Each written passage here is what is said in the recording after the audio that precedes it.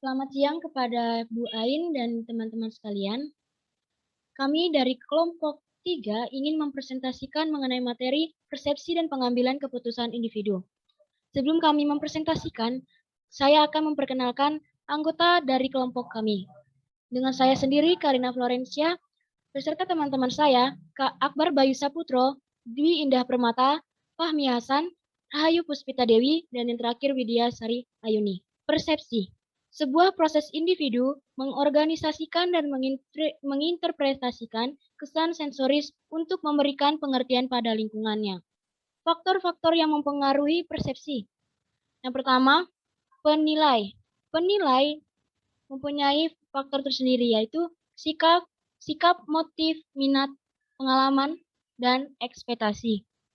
Misalnya, jika Anda mengharapkan petugas polisi agar otoritatif, Anda mungkin menilai mereka demikian tanpa memandang sifat-sifat yang sebenarnya. Dan situasi. Situasi mempunyai karakteristik waktu, latar kerja, dan juga latar sosial. Misalnya, pada Sabtu malam, Anda mungkin tidak menyadari seorang berhias. Tetapi, jika orang itu berhias pada kelas manajemen Senin pagi, tentu saja Anda akan memperhatikannya. Tidak satu pun dari penilai atau target berubah dari Sabtu malam dan Senin pagi, tetapi situasinya yang berbeda. Yang dimaksud ini, kita melihat orang berhias pada saat Sabtu malam, tapi di situasi yang lain ada juga orang berhias pada Senin pagi. Nah, situasi itu adalah waktunya yang berbeda dan tujuannya yang berbeda. Dan yang ketiga, target. Target mempunyai karakteristik yaitu inovasi pergerakan suara, ukuran, dan latar belakang. Misalnya, seorang yang berisik akan mendapatkan lebih perhatian daripada seorang yang pendiam. Dan juga seperti orang yang tidak menarik dan yang sangat menarik. Oleh karena kita melihat target dalam isolasi, hubungan antara sebuah target dan latar belakang mempengaruhi persepsi. Sebagaimana kecenderungan kita untuk mengelompokkan hal-hal yang dekat dan mirip bersama-sama. Kita sering menilai wanita, pria, kulit putih, Afrika, Amerika, Asia, atau anggota kelompok lainnya yang memiliki karakteristik yang secara jelas berbeda, sebagai kesamaan dalam cara lain yang tidak berhubungan juga. Teori atribusi, suatu usaha untuk menentukan apakah perilaku seseorang disebabkan oleh faktor internal atau eksternal. Dalam eksternal dapat disimpulkan bahwa perilaku seseorang disebabkan oleh faktor situasional seperti waktu, tempat, dan lingkungan sosial.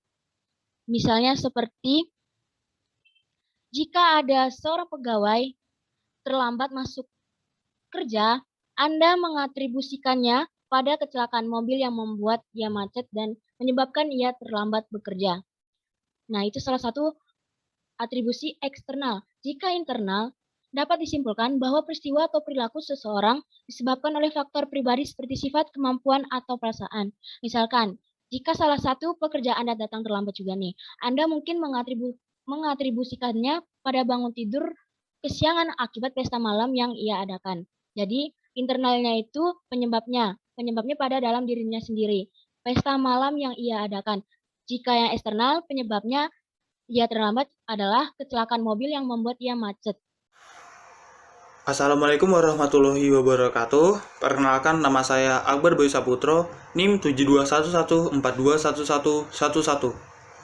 Di sini saya akan menjelaskan tentang faktor yang mempengaruhi teori atribusi. Yang pertama ada perbedaan atau kekhususan. Nah, maksudnya adalah jadi seorang individu ini memperlihatkan perilaku yang berbeda dalam situasi yang berbeda juga. Contohnya seperti ini. Tuan A adalah seorang yang suka marah-marah di lingkungan keluarganya. Namun ketika ia berada di lingkungan perusahaan, dia menjadi seorang yang baik, ramah, dan juga penurut. Yang kedua ada konsensus. Konsensus ini bisa kita artikan sebagai seorang individu yang memperlihatkan cara ia bereaksi dalam situasi dan perilaku yang sama. Contohnya seperti ini. Nyonya B memiliki dua anak. Nah, anak ini nakal dan juga bandel. Namun, ia memiliki kesabaran dan kelembutan dalam menasehati dan mengajari anak tersebut. Nah, dalam situasi apapun, ia tetap sabar dan menjadi ibu yang baik bagi anak-anaknya. Oke, yang ketiga ada konsistensi. Nah, konsistensi ini adalah cara seorang individu yang memberikan reaksi yang sama dari waktu ke waktu. Jadi sifatnya tetap sama gitu. Oke, contohnya Tuan A adalah seorang guru sekolah dasar yang baik dan juga ramah. Nah, dalam menghadapi masalah kehidupan pribadi ataupun sosialnya, dia tetap menjadi sosok yang sabar, ramah. Nah, hal ini juga berlaku dalam situasi atau kondisi apapun. Selanjutnya, jalan pintas dalam menilai orang lain secara umum. Yang pertama ada persepsi selektif. Persepsi selektif ini adalah sebuah proses saat individu menginterpretasikan secara selektif apa yang dilihat seseorang berdasarkan minat, latar belakang, pengalaman, dan sikap seseorang. Contohnya seperti ini. Ada Tuan A dan Tuan B. Nah, mereka ini ingin membeli sepatu. Oke, sesampainya di sana, Tuan B sudah menemukan sepatu yang cocok bagi dia. Nah, namun Tuan A ini memiliki persepsi bahwa sepatu yang ia beli itu tidak cocok jika digunakan dengan sama Tuan B. Nah, namun Tuan B ini tidak menghiraukan persepsi dari Tuan A. Nah, makanya Tuan B ini tetap membeli sepatu dari tanpa melihat sudut pandang Tuan A. Yang kedua ada efek halo. Efek halo ini terjadi ketika kita menggambarkan kesan individu berdasarkan karakteristiknya. Oke, contohnya seperti ini. Kita ketahui bahwa produk Apple itu merupakan smartphone yang sangat canggih. Nah, maka dari itu banyak orang-orang yang membeli produk ini dikarenakan produk ini yang terkenal sangat canggih daripada produk lain gitu. Oke. Yang kedua ada efek kontras. Yang ketiga ada efek kontras. Nah, efek kontras ini merupakan proses evaluasi tentang karakteristik orang yang dipengaruhi oleh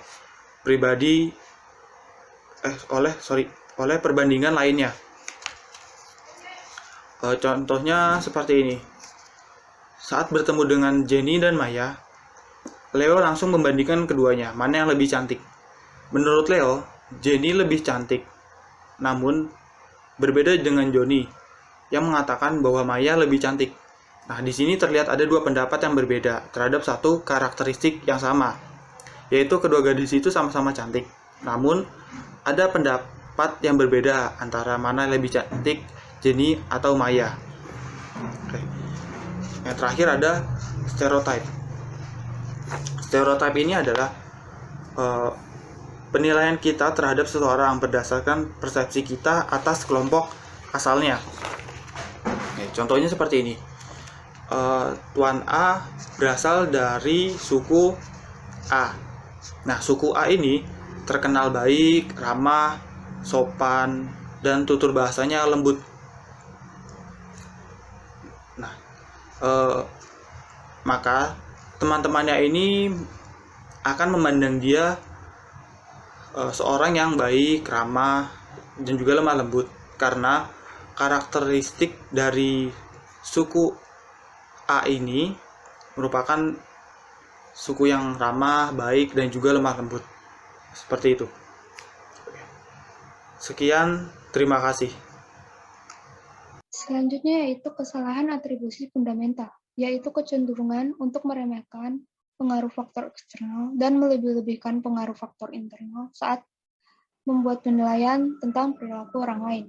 Contohnya, ketika seseorang menumpahkan kopi di mejanya, orang lain akan beranggapan bahwa orang itu sangat ceroboh karena telah menjatuhkan kopi tersebut.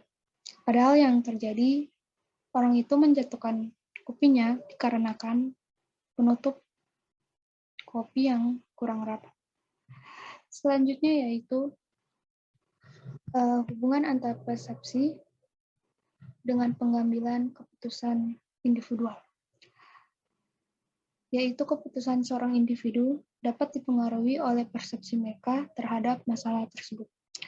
Persepsi diri dan pengambilan keputusan adalah dua hal yang saling berkaitan satu dengan yang lain. Persepsi merupakan sebuah pemahaman individu dalam menentukan, menilai, maupun mengartikan sesuatu berdasarkan informasi yang diterima. Sedangkan keputusan adalah sebuah akhir dari proses berpikir. Selanjutnya yaitu pengambilan keputusan dalam organisasi. Pengambilan keputusan adalah proses memilih di antara beberapa alternatif. Ada beberapa tahap pengambilan keputusan, yaitu pertama menetapkan saran, kedua menentukan persoalan, ketiga mengembangkan alternatif, 4 mengevaluasi alternatif, 5 memilih satu alternatif, dan keenam melaksanakan keputusan. Assalamualaikum warahmatullahi wabarakatuh. Saya Widya Sari Ayuni dan di sini saya akan memaparkan model-model apa saja dalam mengambil sebuah keputusan dalam organisasi. Terdapat 3 model. Yang pertama ini adalah pengambilan keputusan secara rasional. Rasional menurut Robbins adalah mengambil pilihan yang konsisten dan memaksimalkan batasan-batasan tertentu. Batasan yang dimaksud Robbins ini adalah kemampuan kita dalam memperoleh sesuatu, sehingga dapat dikatakan bahwa pengambilan keputusan rasional adalah model atau konsep yang menyatakan bahwa individu harus melakukan apa yang seharusnya dilakukan untuk menentukan hasil yang optimal. Nah, dalam model keputusan ini membuat kita berasumsi bahwa pilihan yang kita pilih, yang kita ambil ini bersifat logis. Nah, selain logis ini memiliki tujuan yang terarah dan jelas, serta memiliki alternatif yang akan memaksimalkan hasil yang tidak bias, yang artinya hasil keputusan yang kita pilih ini bermanfaat bagi kelompok atau organisasi, bukan kepentingan pribadi. Dalam mengambil keputusan secara rasional harus dilakukan secara bertahap. Yang dilakukan terlebih dahulu adalah yang pertama, mendefinisikan permasalahan yang sedang dihadapi, kemudian mengidentifikasikannya sesuai kriteria putusan atau batasan-batasan spesifik. Selanjutnya, hasil klasifikasi tersebut diberi sebuah skala prioritas, dan dari sini kita dapat mulai mengembangkan alternatif solusi atau keputusan apa saja yang dapat kita ambil. Masing-masing alternatif ini perlu dievaluasi secara mendalam sehingga kita dapat memilih pilihan keputusan mana yang terbaik dan dapat memberikan hasil yang optimal. Selanjutnya, manusia ini memiliki kemampuan yang terbatas dalam menangkap sebuah informasi, sehingga kita terkadang mengurangi atau meringkas masalah-masalah tersebut menjadi lebih sederhana atau lebih simpel. Nah, model sederhana yang membahas inti masalah tanpa menangkap semua kerumitan yang ada disebut sebagai model rasional terbatas. Jadi, putusan yang diberikan masih bersifat rasional, namun dibatasi oleh kemampuan seseorang untuk memproses informasi. Jika rasional yang sebelumnya kita bahas adalah mengambil keputusan dengan memaksimalkan batasan demi mendapatkan hasil memaksimalkan batasan demi mendapatkan hasil optimal, maka rasional terbatas adalah keputusan rasional yang memuaskan sehingga tidak menghasilkan keputusan yang optimal. Jadi tidak menggunakan alternatif lain. Jadi kalau udah dapat jawabannya itu, ya itu saja. Berikutnya adalah model mengambil keputusan yang irasional atau tidak logis, yaitu intuisi. Karena intuisi ini adalah model mengambil sebuah keputusan yang secara tidak sadar, yang didasarkan pada pengalaman, akumulasi pertimbangan, dan perasaan kita sendiri. Jadi, intuisi merupakan hasil pemikiran yang tidak efektif, tapi bukan berarti intuisi itu salah. Terkadang intuisi benar dan terkadang juga intuisi itu salah juga. Karena intuisi ini tuh didapatkan hasil dari pengalaman yang kita saring dan pembelajaran yang kita dapat selama bertahun-tahun. Intuisi belum dapat dikatakan efektif atau berjalan dengan semestinya karena para peneliti pun meragukannya karena intuisi ini tuh sangat sulit untuk diukur dan dianalisis. Nah, penerapan model yang sesuai belum menjanjikan hasil yang sesuai ekspektasi pula.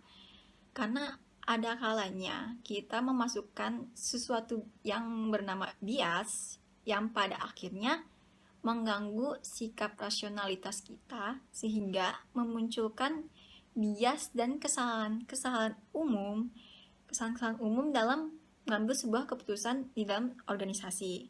Pembahasan lebih lanjut dan detail akan dipaparkan oleh Dwi Indah Permata. Sekian. Terima kasih Widya. Sekarang saya akan melanjutkan materi mengenai bias dan kesalahan umum dalam pengambilan keputusan. Yang pertama ada bias terlalu percaya diri, yang memiliki arti kecenderungan seseorang yang terlalu percaya diri dengan kemampuannya dan kemampuan orang lain. Misalnya nih, ada sebuah perusahaan. Nah, perusahaan ini dia mampu menghasilkan atau memproduksi 100 unit. Sementara sang pemilik perusahaan memiliki target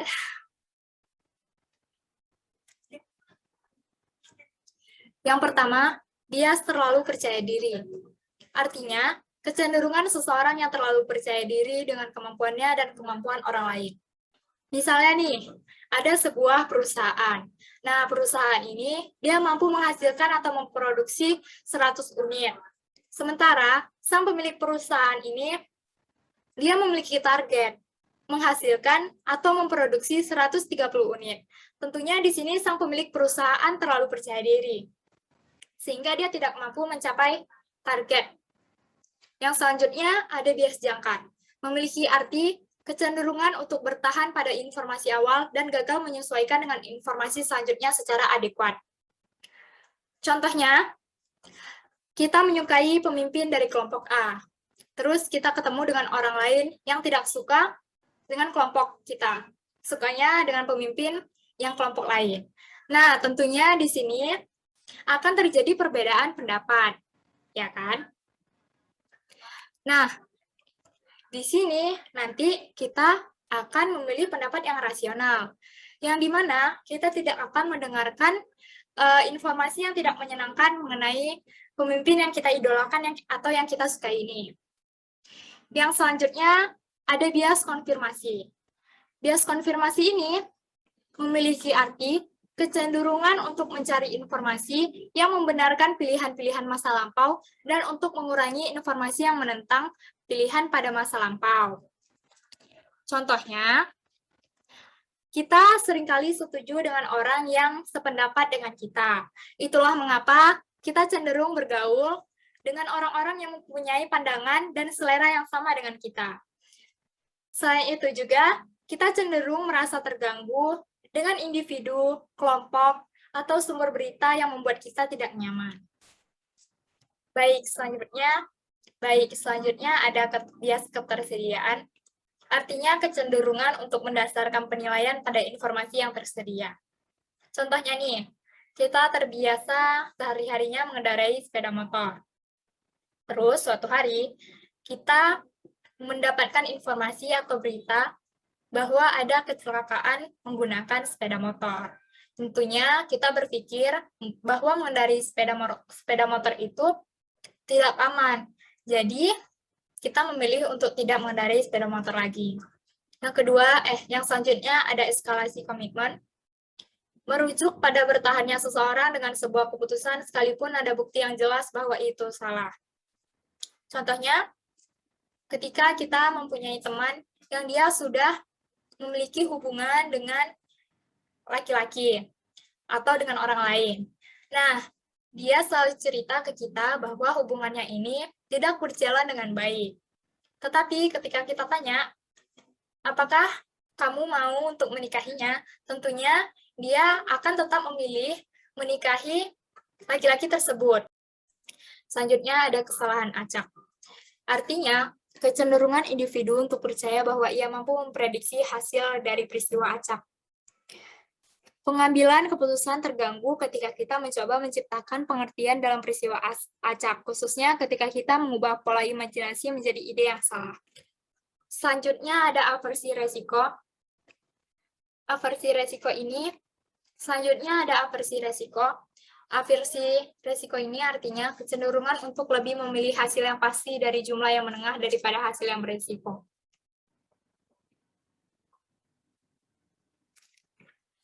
Terus ada bias retrospeksi. Bias the closest, kecenderungan yang salah dalam mempercayai bahwa kita dapat memprediksi secara akurat. Nah, materi selanjutnya akan saya serahkan kepada Fahmi. Pada Fahmi, saya silakan. Untuk yang selanjutnya itu pengaruh dalam pengambilan keputusan. Perbedaan individu. Perbedaan individu, kepribadian mempengaruhi keputusan seseorang. Jenis kelamin menjadikan pandangan mengenai perbedaan jenis kelamin dalam pengambilan keputusan. Kemampuan mental orang-orang dengan level kemampuan mental yang lebih tinggi mampu memproses informasi lebih cepat, sehingga banyak yang mengekspektasikan mereka juga lebih sedikit beresiko salah mengambil keputusan umum. Di sini terdapat beberapa macam perbedaan individu, yaitu kepribadian, kelamin, kemampuan mental, dan perbedaan budaya. Kepribadian, riset tentang kepribadian dan pengambilan keputusan menyatakan kepribadian mempengaruhi keputusan kita. Pertama, riset menyatakan bahwa orang-orang yang berjuang dalam mencapainya lebih mungkin mengekskalasi atau mengatur komitmennya, sedangkan orang yang patuh lebih tidak mungkin. Yang kedua, individu yang mengejar pencapaian tampaknya lebih rentan pada bias retrospeksi. Mungkin karena mereka belum membuat tindakannya. Tak hanya itu, orang dengan harga diri tinggi sangat termotivasi untuk mempertahankannya, sehingga mereka menggunakan bias pemenuhan diri untuk mempertahankannya. Mereka cenderung akan menyalahkan orang lain atas kegagalannya, tetapi mengambil keuntungan sendiri atas kesuksesannya. Lalu ada jenis kelamin. Riset tentang jenis kelamin dalam pengambilan keputusan menjelaskan mengenai wanita menghabiskan lebih banyak waktu dibandingkan pria dalam menganalisis masa lalu, masa kini, dan masa depan. Mereka mungkin terlalu menganalisis masalah sebelum mengambil keputusan dan menyesali keputusan ketika telah dibuat. Hal itu justru membuat masalah lebih sulit diselesaikan, meningkatkan penyesalan, dan meningkatkan depresi. Wanita hampir 2 kali lebih banyak depresi dibandingkan pria. Lalu ada kemampuan mental. Kemampuan mental hanya membantu orang menghindari beberapa dari masalah tersebut. Orang yang cerdas sama mungkinnya untuk jatuh dalam jebakan penjangkaran, terlalu percaya diri, dan eskalasi komitmen. Namun ketika diingatkan akan kesalahan pengambilan keputusan, orang-orang yang lebih cerdas belajar lebih cepat untuk menghindarinya. Mereka juga lebih baik dalam menghindari kesalahan logis. Dan yang terakhir yaitu perbedaan budaya. Budaya berbeda dalam hal orientasi waktu, pentingnya rasionalitas, kepercayaan, dan kemampuan orang memecahkan masalah dan preferensi pengambilan keputusan kolektif. Selanjutnya yaitu batasan organisasi. Secara sederhana, batasan-batasan organisasi adalah batasan yang memisahkan organisasi dari lingkungannya atau lingkungan eksternal tentunya. Tetapi walaupun relatif mudah diidentifikasi, batasan-batasan itu menjadi semakin rumit dan sulit untuk ditentukan. Ini beberapa batasan-batasan organisasi, yaitu evaluasi kerja, sistem imbalan, peraturan baku, perbatasan waktu akibat sistem, dan contoh historis. Evaluasi kinerja. Evaluasi kinerja manajer dipengaruhi oleh kriteria yang menjadi dasar mereka dievaluasi. Sistem imbalan. Sistem imbalan organisasi mempengaruhi pengambil keputusan dengan menyarankan pilihan apa yang memiliki pembayaran pribadi yang lebih baik. Jika organisasi menghargai penghindaran risiko, manajer lebih mungkin untuk mengambil keputusan konservatif, mana mungkin akan merambah ke peraturan baru. Lalu pembatasan waktu. Pembatasan waktu akibat sistem. Pembatasan waktu yang menentukan sistem organisasi menentukan tenggat waktu atas keputusan-keputusan. Dan yang terakhir yaitu contoh historis. Keputusan tidak diambil dalam keadaan vakum. Keputusan selalu ada dalam konteks. Keputusan yang diambil di masa lalu akan terus-menerus membayangi pilihan.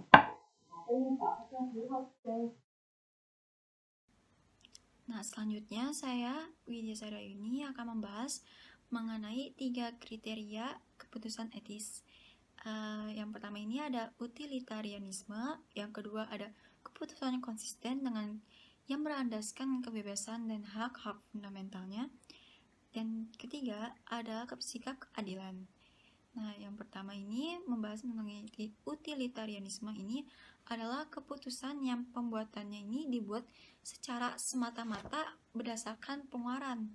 Nah, pengeluaran yang maksudnya ini tuh semacam outcome-nya sebuah organisasi yang dimana menghasilkan sesuatu yang baik dalam jumlah yang besar. Umumnya ini dapat ditemui dalam sebuah perusahaan dalam membuat sebuah keputusan berbisnis. Nah, yang kedua ada keputusan konsisten dengan kebebasan dan hak-hak fundamental. Maksudnya ini adalah pembuatan keputusan yang didasari pada hak-hak yang dimiliki oleh individu, seperti saling menghargai dan melindungi hak-hak privasi individu. Hal ini diterapkan untuk memberikan perlindungan kepada whistleblower.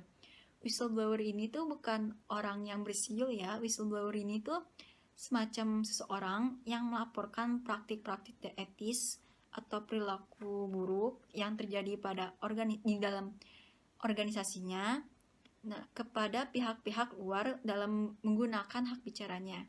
Pihak-pihak luar itu contohnya seperti media, masyarakat umum, dan sosial media juga bisa. Nah, yang ketiga ada sikap keadilan. Nah, sikap keadilan ini artinya pemuatan keputusan ini didasari dalam melaksanakan tiap peraturan yang dibuat secara adil. Jadi cara adil ini seimbang, jadi tidak berat sebelah dalam distribusi keuangan, keuntungan dan biayanya. Biasanya kriteria ini tuh digunakan para serikat pekerja agar mereka mendapatkan upah atau gaji yang sama dengan job desk yang telah dilaksanakan atau diberikan oleh pemberi kerjanya. Sekian, itu saja yang dapat kelompok kami sampaikan mengenai persepsi dan pengambilan keputusan individu. Kurang lebihnya mohon maaf apabila terdapat kesalahan ataupun kekurangan dari hasil diskusi kami yang telah dipaparkan. Wassalamualaikum warahmatullahi wabarakatuh.